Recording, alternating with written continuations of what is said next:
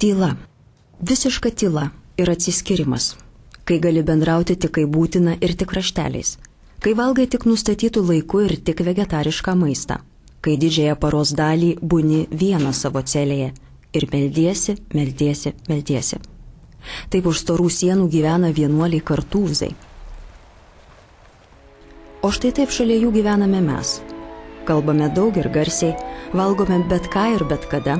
Nuo ryto iki vakaro bėgame paskui rūpesčius, bet dažniausiai pasivejame vien ligas. Stresas visam organizmui turi didelės įtakos. Aišku, sunku jį kažkaip riboti ar kontroliuoti, bet stengtis tą padaryti visą laiką reiktų. Kraujospūdžiui didelį įtaką turi ir mūsų mitybos įgūdžiai visi, kaip mes ribojame druskos kiekį maiste, kaip mes savo gyvenimą visą reguliuojam, tiek sveikas gyvenimo būdas, nerūkyti, nepiknaudžiauti alkoholiu.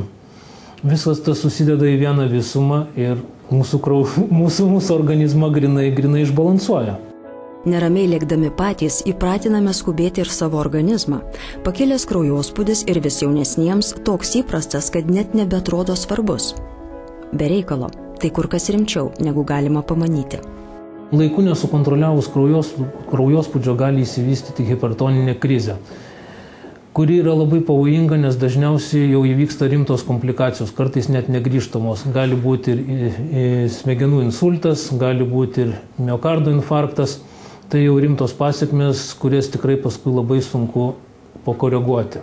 Vaistininkai sako, kad jau turi ką pasiūlyti. Flaksoilas tai yra naujas produktas, kuris netaip seniai atsirado mūsų vaistinėse ir jisai ypatingas tuo, kad yra didelės koncentracijos, jame yra omega-3 ir omega-6 riebios nesočiosios rūgštys labai didelės koncentracijos, tai reiškia, kad efektyvumas jo yra didelis, o šalia omega-3, omega-6 dar įeina ir omega-9. Mes retai rasim tokį kompleksą, kad būtų visos šios trys nesočios riebiosios rūgštys. Omega-3 tai yra nepakeičiamos, jos vadinasi kitaip nepakeičiamos riebiosios rūgštys, kadangi organizmas pats jų neprodukuoja. O jų reikia ir akims, būtent akyse yra omega-3 rūgščių, ir miokarde, tai yra širdies raumenyje yra omega-3 rūgščių, ir geram nervų sistemos darbui. Ir įsisavinimas yra jų žymiai geresnis, kadangi augalinės kilmės omega-3 riebiosios rūgštys įsisavinamos geriau.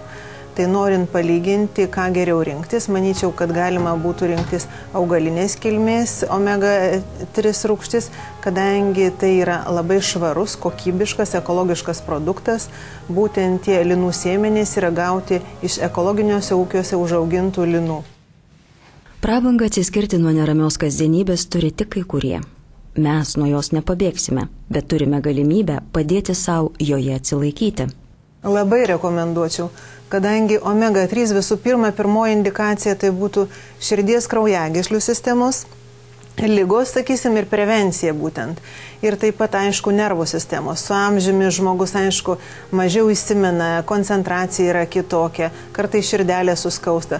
O be abejo, kadangi ne tik omega-3 čia įeina, bet ir 6 ir 9, kas labai svarbu ir imuniniai sistemai, tai būtų labai ir pirmo pasirinkimo, sakysim, maisto papildas. Būtent šitą flax oilą, omega-3, omega-6 ir omega-9 derinį galima būtų įsigyti visose gintarinėse bei Norfos vaistinėse.